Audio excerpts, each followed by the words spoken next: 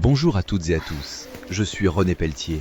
Bienvenue sur ma chaîne et un grand merci à toutes celles et ceux qui s'abonnent et regardent mes vidéos. Installez-vous confortablement, découvrons le sujet du jour. Si je cherche à construire ou améliorer un mur anti-bruit, meilleurs matériaux et prix à considérer, c'est souvent parce que je n'en peux plus des nuisances sonores. Et dans cette vidéo, je vais justement expliquer ce qui fonctionne vraiment, ce qui relève du marketing, combien il faut prévoir selon les solutions, et surtout comment éviter de dépenser beaucoup pour un résultat décevant. Le point essentiel, et c'est ce qui change tout, c'est qu'un mur anti-bruit n'est pas simplement une cloison plus épaisse ou un panneau collé au hasard. Selon que le bruit vienne de la route, des voisins, d'une machine, d'un jardin ou d'une pièce de la maison, le matériau idéal et le budget peuvent varier énormément. Et jusqu'à la fin, je vais montrer pourquoi deux installations qui se ressemblent visuellement peuvent donner des résultats complètement différents sur le plan acoustique, avec parfois un écart de performance énorme pour un prix proche. Quand je parle de mur anti-bruit, je dois d'abord distinguer deux grandes situations. Soit je veux empêcher le bruit d'entrer ou de sortir d'un bâtiment, donc je parle d'isolation acoustique, soit je veux réduire la réverbération et améliorer le confort sonore à l'intérieur d'une pièce, et là je parle plutôt d'absorption acoustique. Beaucoup de gens mélangent les deux, achètent des mousses acoustiques, puis découvrent que le bruit du voisin ou de la circulation est toujours là. La raison est simple. La mousse peut atténuer l'écho dans une pièce, mais elle n'arrête pas efficacement un bruit qui traverse un mur. Pour bloquer un bruit, il faut principalement de la masse, une bonne étanchéité à l'air et souvent une structure désolidarisée. Pour améliorer le confort à l'intérieur, il faut des matériaux absorbants, capables de limiter les réflexions sonores. Si je veux un vrai mur anti-bruit, je dois savoir lequel de ces objectifs je poursuis, sinon je risque d'acheter le mauvais produit dès le départ. Le premier principe à comprendre, c'est la loi de masse. En acoustique du bâtiment, plus un élément est lourd et dense, plus il résiste au passage du son, surtout dans les fréquences moyennes et aiguës. C'est pour cela qu'un mur en béton plein, en briques pleines ou une maçonnerie massive isole généralement mieux qu'une cloison légère basique. Mais ce principe a ses limites. Si j'augmente uniquement l'épaisseur d'un même mur sans traiter les transmissions latérales, les fuites d'air, les prises électriques, le plafond, le sol ou les jonctions, je peux dépenser beaucoup pour un gain modeste. Le bruit se comporte comme l'eau. Il trouve les faiblesses. Une petite fissure, un joint mal fait ou un passage de gaine peut ruiner une partie du bénéfice attendu. C'est pour cela qu'un mur anti-bruit efficace repose autant sur la conception globale que sur le choix du matériau. Le deuxième principe, c'est la désolidarisation. Quand je crée deux parois séparées par une lame d'air ou une structure indépendante, je réduis la transmission des vibrations. C'est ce qu'on appelle souvent un système masse-ressort-masse. En pratique, cela peut être un mur existant, un vide avec laine minérale, puis une nouvelle ossature supportant des plaques acoustiques. Le ressort, c'est l'air et le matériau souple entre les deux masses. Cette approche est souvent beaucoup plus performante qu'un simple ajout d'une couche rigide collée directement au mur. C'est pour cela qu'une contre-cloison bien conçue peut surpasser des solutions massives mal installées. Le troisième principe, c'est l'étanchéité. Un bruit aérien passe très facilement par le moindre jour. Si l'air passe, le son passe. Donc, joints périphériques, mastic acoustique, traitement des prises et des pénétrations techniques sont indispensables. Parlons maintenant des meilleurs matériaux à considérer. Le béton est souvent la référence quand on cherche une excellente isolation par masse, notamment pour un mur extérieur ou une séparation très performante. Un mur en béton plein offre une très bonne atténuation des bruits aériens. Son avantage principal, c'est sa densité et sa stabilité. Il résiste bien aux basses fréquences par rapport à des solutions plus légères, même si aucune paroi n'est magique contre des basses très puissantes. En revanche, le béton coûte cher à mettre en œuvre, il est lourd, nécessite une structure adaptée et n'est pas toujours réaliste dans une rénovation intérieure. En prix, pour un ouvrage complet, je peux rapidement me retrouver sur des montants élevés si je fais créer une vraie paroi maçonnée, surtout avec la main-d'œuvre, les fondations éventuelles et les finitions. Pour un mur extérieur anti-bruit en béton préfabriqué ou banché, les prix peuvent grimper fortement selon la hauteur, la longueur, l'accessibilité et les contraintes du terrain. C'est une solution premium et durable, mais rarement la plus économique. La brique pleine ou la brique lourde est une autre solution intéressante. Elle offre une bonne masse, de bonnes performances acoustiques et dans certains projets résidentiels, elle représente un compromis solide entre performance, durabilité et esthétique. En intérieur, créer une nouvelle cloison en briques n'est pas toujours simple à cause du poids et de l'épaisseur, mais en construction ou rénovation lourde, c'est un matériau très crédible.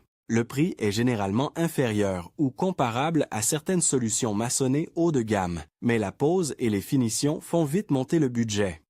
Je dois aussi garder en tête qu'un mur lourd seul n'élimine pas les transmissions latérales. Si le bruit passe par le plafond ou le plancher, je peux être déçu malgré un excellent matériau.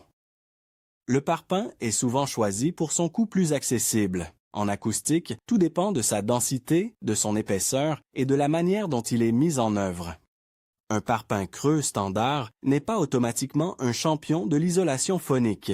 Il peut être correct, mais il reste souvent moins performant qu'un mur vraiment massif à épaisseur égale. Son intérêt, c'est son rapport coût-praticité, notamment pour des murs extérieurs ou des séparations techniques. Si j'ajoute ensuite un doublage acoustique correctement conçu, je peux obtenir un résultat très honorable. Côté prix, c'est une base souvent plus économique que le béton plein ou certaines briques spécifiques, mais encore une fois, c'est la solution complète qu'il faut regarder, pas seulement le prix du bloc. Ensuite, il y a les systèmes à ossature métallique ou bois avec laine minérale et plaques de plâtre acoustique. C'est probablement la solution la plus populaire en rénovation intérieure, parce qu'elle offre un excellent rapport performance-prix quand elle est bien conçue. Le principe consiste à créer une structure indépendante ou semi-désolidarisée, laisser une lame d'air, remplir avec de la laine de roche ou de la laine de verre, puis fermer avec une ou plusieurs plaques de plâtre à haute densité, parfois en double pot. Le gros avantage, c'est qu'on peut obtenir des gains acoustiques significatifs sans reconstruire un mur maçonné. On peut aussi adapter l'épaisseur à l'espace disponible et travailler proprement dans un logement existant. En revanche, la qualité de pose est absolument déterminante. Si les montants touchent trop rigidement la paroi, si les joints ne sont pas étanches, si les boîtiers électriques sont maltraités ou si la porte de la pièce reste légère et fuyarde, le résultat chute.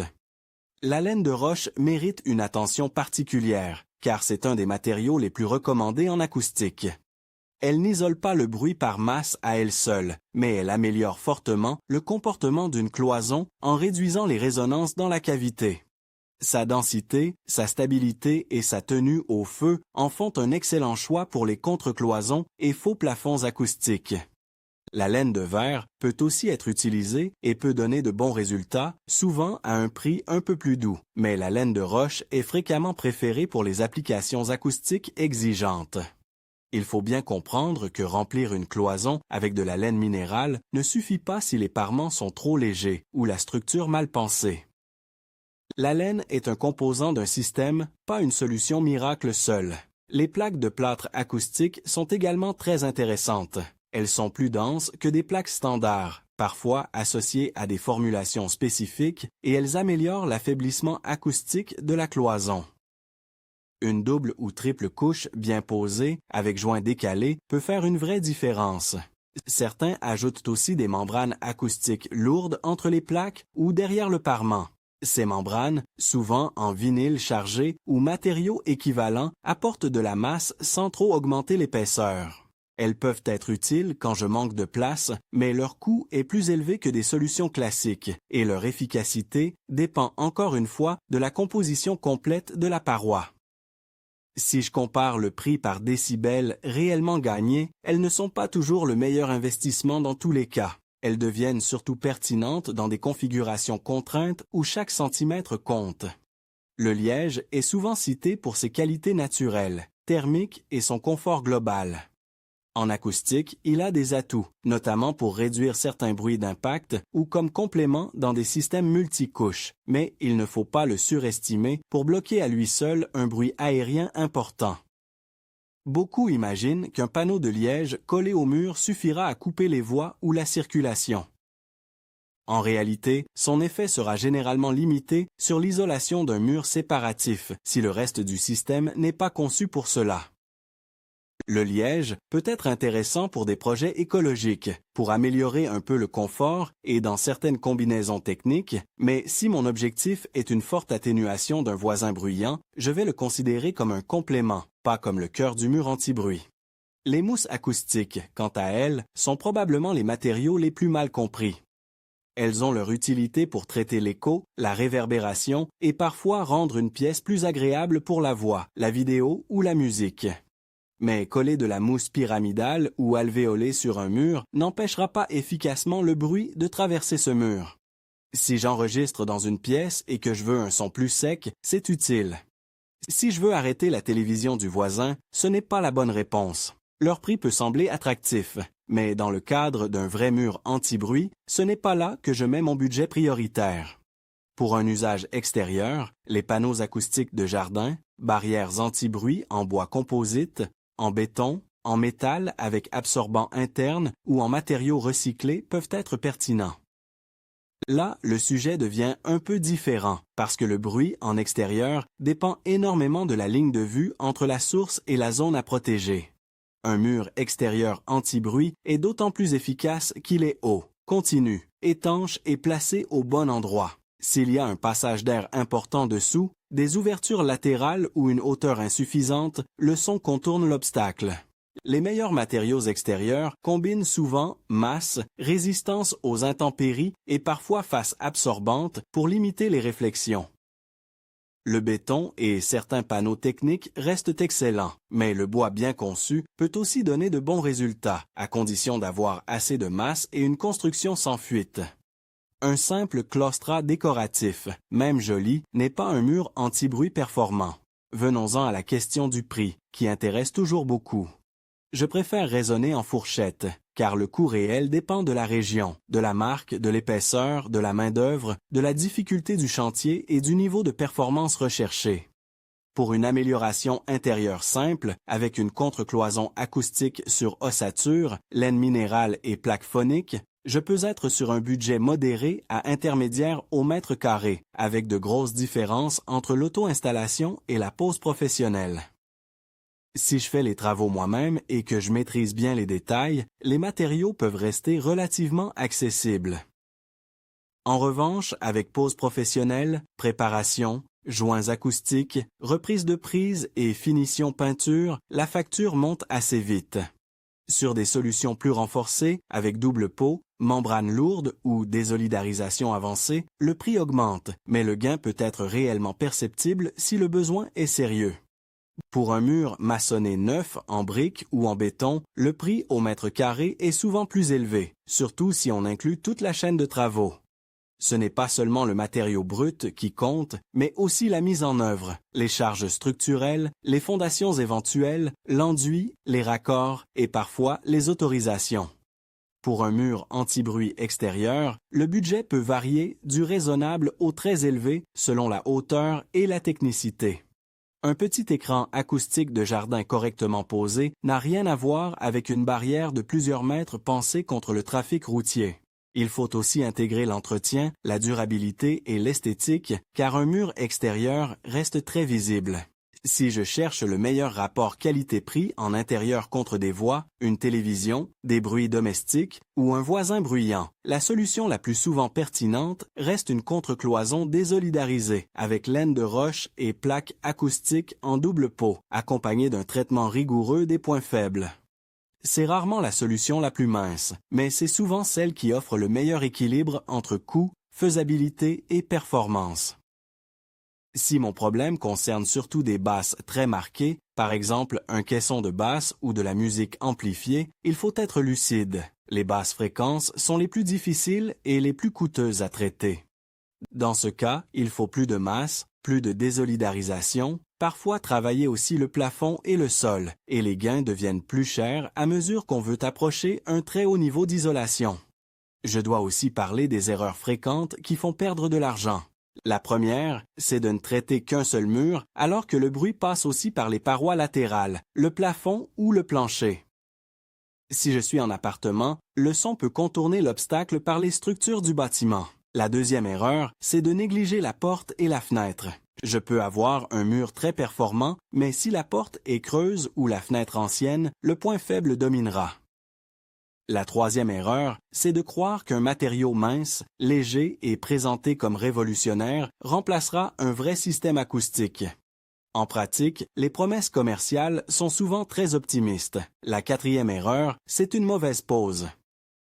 Un joint oublié, une ossature mal désolidarisée, des plaques vissées d'une manière qui crée des ponts rigides et une partie de la performance disparaît.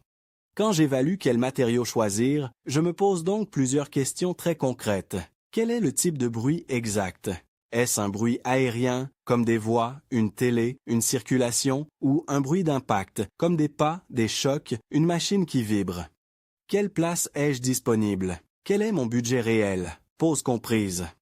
Est-ce une rénovation légère, lourde ou une construction neuve? Est-ce que je peux intervenir aussi sur le plafond, le sol, la porte et la ventilation?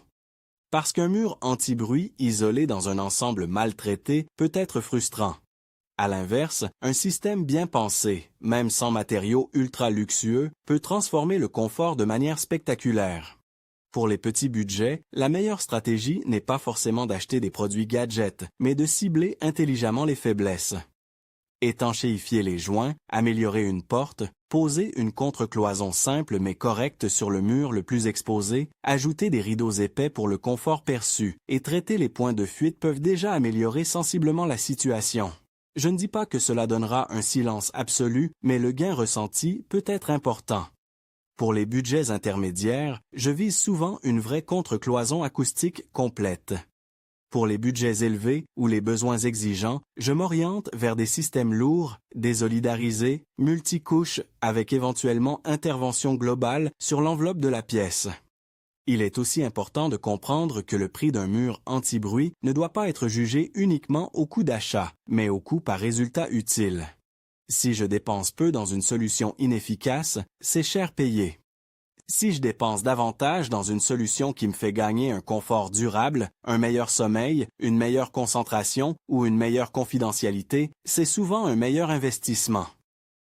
Le bruit a un coût invisible énorme sur le stress, la fatigue et la qualité de vie. C'est pour cela qu'il vaut mieux définir un objectif réaliste dès le début. Est-ce que je veux simplement diminuer la gêne? Est-ce que je veux travailler chez moi sans être dérangé? Est-ce que je veux enregistrer de la voix? Est-ce que je veux protéger une chambre? L'objectif détermine le bon niveau de dépense. Concernant les performances attendues, je garde toujours une approche honnête. Un mur anti-bruit peut réduire nettement les nuisances, parfois de façon impressionnante, mais il ne crée pas forcément un silence total. Plus le bruit de départ est fort et plus les basses fréquences sont présentes, plus le traitement doit être ambitieux. Dans un logement ordinaire, un bon système peut faire passer un bruit clairement gênant à un bruit lointain, atténué, parfois acceptable au quotidien. C'est déjà énorme. En revanche, si je m'attends à ne plus rien entendre d'un voisin qui fait de la musique amplifiée dans une structure légère, je risque d'être déçu si je ne traite pas l'ensemble de la pièce comme une boîte dans la boîte, ce qui représente un autre niveau de budget. Pour un mur extérieur anti-bruit face à une route ou à un voisinage bruyant, je fais attention à la hauteur, à la continuité et aux matériaux. Une paroi lourde et continue sera plus efficace qu'une clôture légère ajourée. Si possible, je cherche à couper la ligne directe entre la source sonore et la zone de réception. Les matériaux denses et durables sont souvent les plus sûrs. Le bois peut convenir si les éléments sont suffisamment épais, jointifs et bien conçus, mais une simple palissade décorative ne suffit pas. Les prises extérieures dépendent beaucoup du terrain et de la logistique, donc je prévois toujours une marge. Et je n'oublie pas les aspects réglementaires, hauteur autorisée, limites de propriété, impact visuel, prise au vent. Si je devais résumer les meilleurs matériaux selon les cas, je dirais que pour la masse pure, béton et maçonnerie lourde restent des références. Pour la rénovation intérieure et le rapport efficacité-prix, une ossature désolidarisée avec laine de roche et plaques acoustiques est souvent la solution la plus rationnelle. Pour les compléments en faible épaisseur, les membranes lourdes peuvent être utiles. Pour l'absorption intérieure, les laines minérales et certains panneaux acoustiques sont pertinents. Et pour l'extérieur, les panneaux techniques lourds, le béton ou des systèmes bois bien dimensionnés sont à considérer.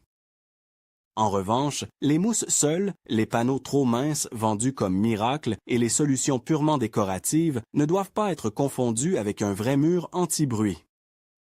Avant de me lancer, je mesure aussi la perte d'espace. Une contre-cloison performante mange plusieurs centimètres, parfois bien plus. C'est un vrai sujet dans les petits logements. Mais il vaut parfois mieux perdre un peu de place et gagner un vrai confort que conserver chaque centimètre avec un résultat acoustique insuffisant. J'anticipe également les impacts annexes. Déplacement de radiateurs, reprise électrique, plainte, peinture, ventilation de la pièce. Tous ces détails influencent le prix final. Un devis qui semble bas peut cacher des postes non inclus, alors qu'une solution un peu plus chère mais complète peut être plus rentable. La bonne décision consiste finalement à associer le bon matériau au bon système et le bon système au bon problème sonore. Un mur anti-bruit performant n'est presque jamais le fruit d'un seul produit magique. C'est une combinaison d'intelligence acoustique, de masse, d'absorption, de désolidarisation et d'étanchéité.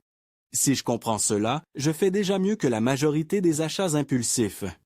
Et si je devais donner le conseil le plus utile sur les meilleurs matériaux et les prix à considérer, ce serait celui-ci.